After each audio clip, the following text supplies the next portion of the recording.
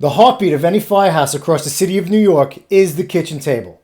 It's where we break bread, break balls, and break everything in between. They say all the world's problems can be solved at a firehouse kitchen table. I don't know how true that is, but what I do know, it's what I miss the most.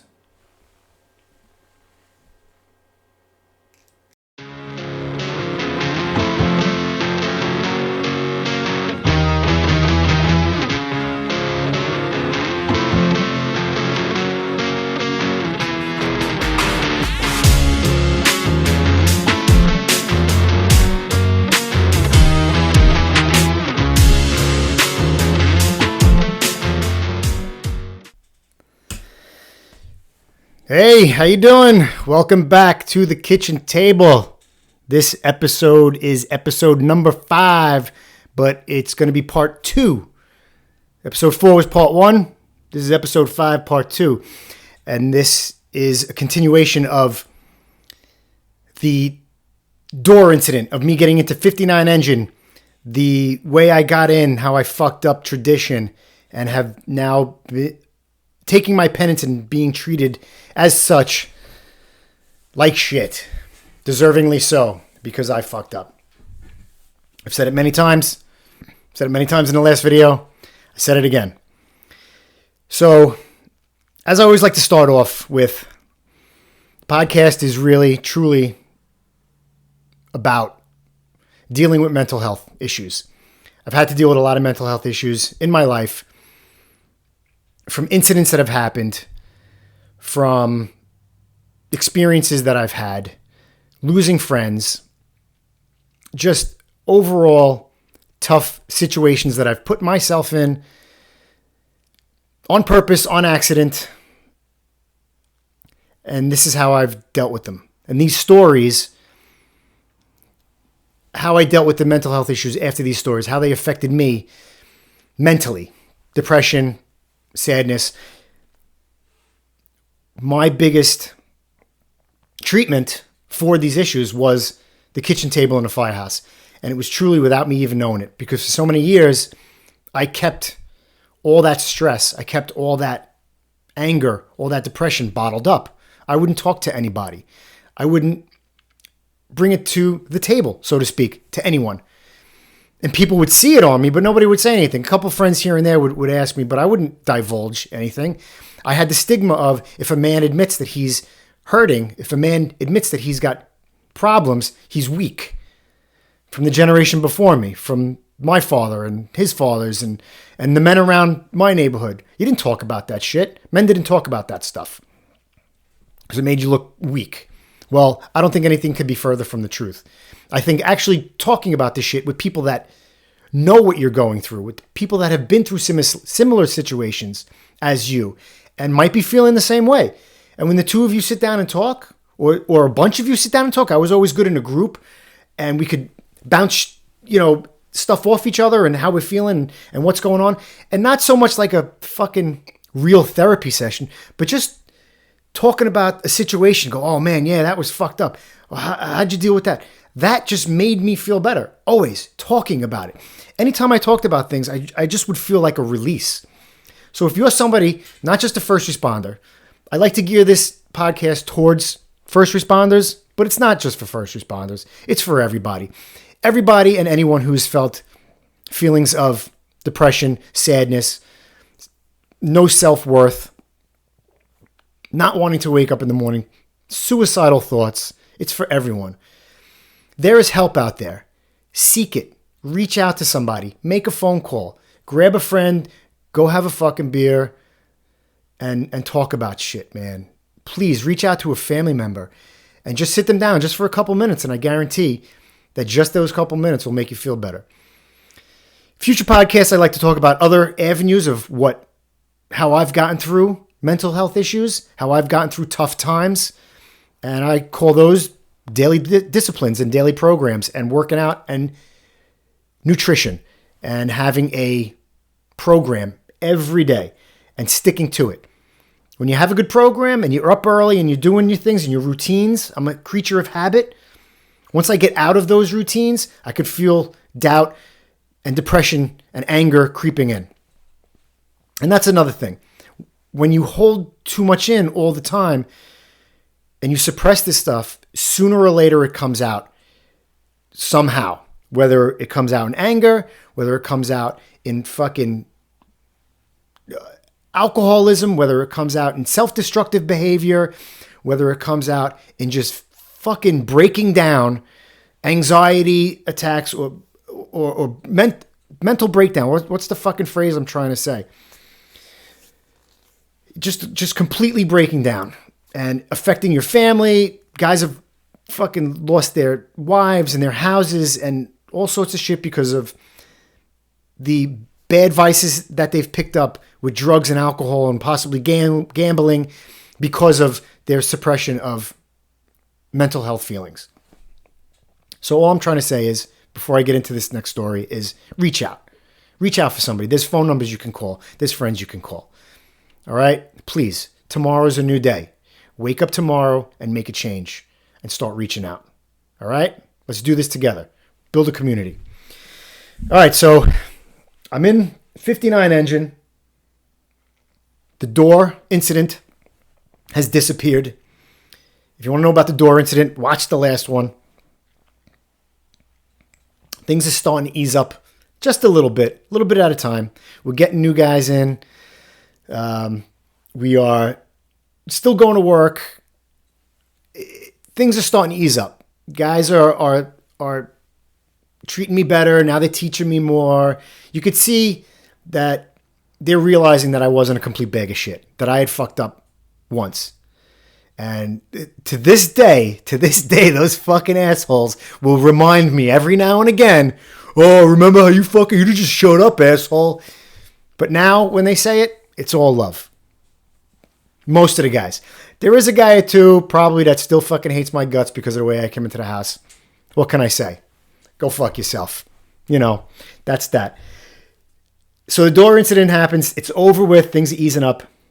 But I'm not out of the woods yet. By any means. I'm still having to prove myself. There's a saying in the military, 100 attaboys can be wiped out by one shit. Right? So I'm doing attaboy after attaboy after attaboy. And nobody's going to tell you. Not too many guys are going to tell you, yeah, great job. You're doing fucking great. You're a great guy, Kenny. Yeah. Nobody's going to tell you that shit, even when you're doing a good job. They might come over and be like, all right. You know, that's about all you get from guys that really don't know you or like you. You know, firemen have a hard time fucking admitting good shit to guys. But if you fuck up, and we all fuck up, I've said it before, everyone fuck. You got to step up to fuck up. If you fuck up, boy, are they on top of you, man.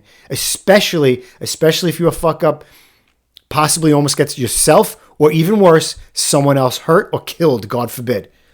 If you don't know what the fuck you're doing, if you go the wrong way in a fire, or if you are in the wrong position, or you bring the wrong tool, and you can't do the job, you can't do your task. I do this a lot, right? You can't do your task, they will fucking royally let you know. We're not baking cupcakes out there, people. We're fighting fire. It's dangerous. It's a dangerous job. Guys get hurt. Even when things are right. Even when things go right. Even when you're in the right position. Even when you bring the right tools. It's unpredictable. Shit happens. But if you fuck up and do the wrong thing, you make things 1,000 times worse. And we'll go over fire procedures one day and how it is on the fire floor and all that shit in another episode. But seriously, guys if you're doing a great job, you don't get too many attaboys. If you're doing a shit job, you just constantly get bombarded with you're a bag of shit type of stuff. Let's go, man. Come on, you're better than this type of deal. Anyway, so I'm still not out of the woods with them accepting me. And I'm learning, I'm realizing who the guys are. Personalities, and who the real fucking jerk-offs are, and who the good guys are, and who the good firemen are, and who wants to be there, and who you find out who hates who, you know, that have been there a while, and they start going, don't listen to that guy, and that guy's a piece of shit, and they start letting you in, little by little. So, another incident where everything came to a head. Now, I'm stressed all the time, and I was holding everything in. I wasn't talking back to anyone. I wasn't you know, I wasn't answering like fucking bullying and shit like that. It's not that I got bullied a lot, but I was just eating it, man. I was just eating it. And I'm usually not the type of guy to eat shit like that. I always say something back. I always got a wise comment. Whatever. That's just the way it is. I stick up for myself, as everyone should. But I was eating this, and it was hard. It was a hard pill to swallow, man. Anytime somebody would say something to me that I felt like was disrespect, or like they talked shit to you, talked bad to you, I'd be like, I remember a guy when I first got there, and I'm standing in the house watching. He comes walking in, and he goes, "Who the fuck are you?" And I go to shake his hand, and I go, "Hey, I'm the new guy, Kenny." And I didn't get Kenny out, and he goes, "Shut the fuck up." And he walked away from me. And I stared at him as he walked away, and I didn't say anything, but in my head, I went, "You made the fucking list, motherfucker." He turned out to be a good friend of mine. He turned out to be all right. But that was his way of letting me know that he didn't like me at that point, didn't trust me, and wanted to treat me like shit. And I fucking swallowed my tongue.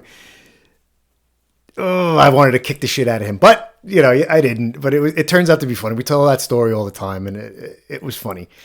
Another incident, another guy told me, how hard is this when somebody straight up tells you, they're like, "Yeah, I don't like you.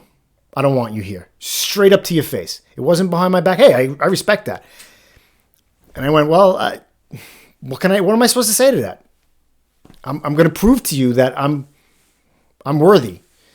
And sure enough, an incident with that guy, we were out in the street and something happened with like a bus full of people.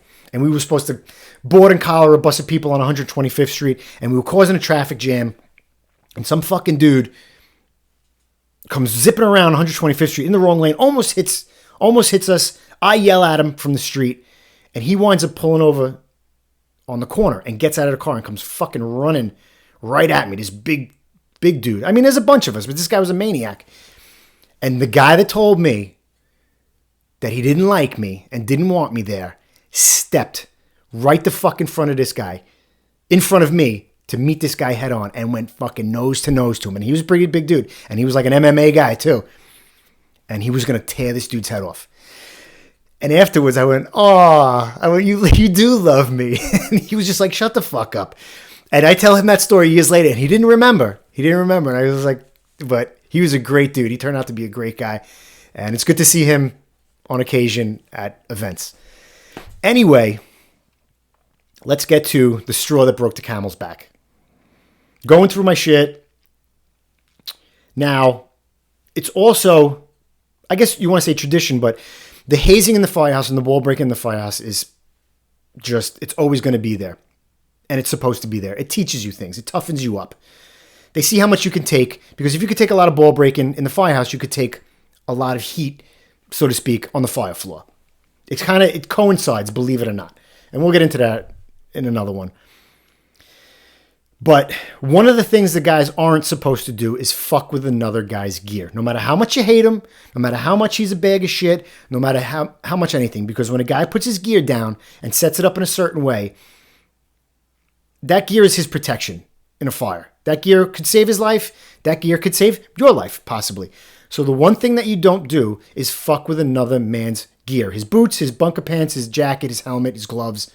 Any of his gear you just don't fuck with. If you're going to fuck with him, you fuck with him other ways. So I come into work one morning, early, as I usually do. We got a bunch of new guys. I'm probably there, I don't know. Am I there like a year now? Maybe a little over a year? I can't remember. Anyway, grabbing my bunker gear off the rack, putting it by the rig. I can't find my helmet. It's nowhere to be found. I always put it in the same spot. It's fucking gone. Everybody else's helmet's there. I don't know where it is. I'm looking around the firehouse. I'm thinking, did they hang it up somewhere? Did I leave it on the rig? I never left my shit on the rig for them to hang up my gear. It's nowhere to be found. I have no idea. 15 minutes goes by, so I look back on the rack, and there's a cardboard box on the rack. And I go, what the fuck? What's in the cardboard box? So I pull maybe my helmet's in the cardboard box. I pull the cardboard box down, and it's a helmet but it's smashed into about fucking 60 pieces. Smashed with my front piece, my burned up, salty ass, new guy fucking front piece in this box on a pile of salty fucking helmet. And I was dumbfounded. I couldn't believe that somebody fucking crushed my helmet. These guys hated me so much that somebody would fucking crush my helmet. That goes against everything the fire department stands for. Is you fuck with a guy's gear. You didn't just fuck with his gear. You crushed his helmet. I was livid. I saw fucking red. That was it. I was done. I was either gonna fucking kill somebody, or they were gonna fucking kill me, or I was gonna get fucking kicked out, or I was gonna transfer. Something was gonna happen. This was it. I was done. This was the line that was over. I kicked the fucking house watch door, and there's 3 probies in there, on the 12 by. Turn the lights on. It's like 6:30 in the morning. What the fuck happened to my fucking helmet? Da, da, da, da, da. I'm fucking screaming at these new guys that probably had nothing to do with it, who did have nothing to do with it except cleaning it up. And they were trying to explain to me, no, it was an accident. It was an accident. This dude, he pulled his gear off the rack, and the whole fucking rack fell down, and everybody's gear and helmets went flying all over the place. And I was like, that's fucking bullshit, man. Somebody fucked it with my fucking helmet. Tell me who the fuck it was. They told me who it was. But they said it was an accident. And I'm like, get the fuck out of here. I'm like, all the other gear is back up there. How come my helmet's fucking crushed? Turns out my helmet didn't get put back on the rack. It got caught under the back wheels of the engine. And when they went out for a run, they fucking pulled out, not knowing my helmet was there, and it crushed it. Pop! Psh, smash! Everything. They came back, they swept it up, put it in a box, and put it on the fucking rack, and never called me. Somebody could have called me. I'm still a little annoyed about that. You could have called me that my fucking helmet was crushed. I get it that it was an accident now, but my nice, salty, beautiful fucking helmet was crushed. And it was like it crushed my spirit when I saw that crushed helmet. I had a little pin on there that my daughter gave me of Mickey Mouse and a fireman after 9/11, like shaking hands. That pin meant everything to me, and it was gone because when the helmet popped, the pin went fucking flying. Anyway, the helmet's crushed. So I'm just livid. The senior guy in the engine has to come down and talk me out of it. The nicest guy you want to meet, he pulls me into the kitchen, and it's still early, and it's just me and him. And he's like, do you really think somebody would fucking do that to you? Are you crazy? Listen, you came in here, and we're going over shit, and we talked for like an hour. We had a couple cups of coffee, and he really talked me down. He really made me feel good. He's like, dude, that shit's over, man. The way you're feeling about yourself is on you now. We're not doing that to you. Nobody's going to fuck with your gear, man. And it really made me feel good. So I calmed down. I was very sad that my helmet was crushed. A fireman's helmet is like his resume. I'm on that's my 3rd helmet. 3rd. My first one was fit my head the best, saltiest, caught the most fire. This is my 3rd one. I was an engine chauffeur most of the time. I hardly ever put that helmet on. Anyway, talks me down. Now it's getting close to change of tours. And the guy that pulled the shit off the rack isn't up yet. They had a slow night. And this piece of shit, didn't come down yet. And both tours of guys, the night crew and the day crew, were all hanging around. Nobody wanted to go home, and nobody wanted to go anyway. Even guys that had to go out on details. Everybody was just hanging around to wait to see what happened. And I couldn't ride yet. I didn't have a fucking helmet. I couldn't even ride on the rig because I didn't have a helmet. So this guy finally gets up and he thinks I'm relieving him. And I go, I can't relieve you, bro. Thanks for, pulling the shit off the rig or pulling the shit off the rack and crushing my fucking helmet, you asshole. And I wasn't like going at him like angry, but I was like, yeah, thanks, asshole. And he was like, what are you talking about? I go, what do you mean, what am I talking about? You pulled shit off the rack and knocked everything over. Did you not? He was like, I don't know what you're talking about. I go, wait a second. So everybody here is lying to me, or you're lying to me, that you didn't pull that shit off the rack and my helmet didn't get fucking lodged under the engine. He goes, I don't know what you're talking about. I go, you're fucking out of your mind. You're lying to me. And he turns around and under his breath, he goes, go fuck yourself. And I went, go fuck myself. And I fucking lost it. I went after him. Guys were holding me back. I'm going to fucking kill you. The veins were popping out. My little short ass, little angry fucking dwarf was yelling at this fucking dude like crazy. I go, what the fuck am I supposed to do? Calm down for what? I ran into the kitchen. I got the box of helmet in a million pieces and I fucking threw it at him. Pieces of helmet went flying. Now the captain is involved. He's a covering captain, this poor bastard. Great dude. He's a captain. He's like, Kenny, you got to calm down. Take it easy. I was like, how am I supposed to fucking calm down? This guy just told me to go fuck myself after he crushed my fucking helmet. Like, what am I supposed to do? He was like, you got to leave. Get out of here. Go to Fort Totten and get a new fucking helmet. I'm like, all right.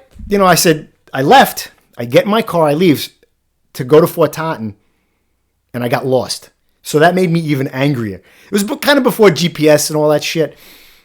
I had no idea where I was going. I was so mad. I had to stop and call the firehouse. I was so fucking pissed off. I figured when I got back to the firehouse, they were going to lift me. I was gone. That was it. They've got their wish. I'm either going to leave or they're going to lift me. It's over. After what happened, he's got time on that guy. I don't have any time on. The way I came in, it's over for me. I'm done. That was the straw. I couldn't take any more. I get back to the firehouse, and it's fucking, guys were kind of laughing about it, but it was okay. The way I reacted to it, the guys were okay with it. They were like, that guy is a piece of shit. He always was a piece of shit, and he always will be a piece of shit. He fucked up. You're all good. Don't worry about it. It sucks that your fucking helmet got smashed. It sucks for you. We're sorry about that. But it's on him. It's not on you. You could have killed the guy or beat the shit out of him or whatever, and it would have been fine with us because he's a fucking asshole. So I was like, really? It's all good? And basically, they were like, yeah. They're like, and that kind of, not in so many words, it was kind of over. I was now officially part of the house. I was now in. I was now fucking let in. They had given me everything that they could.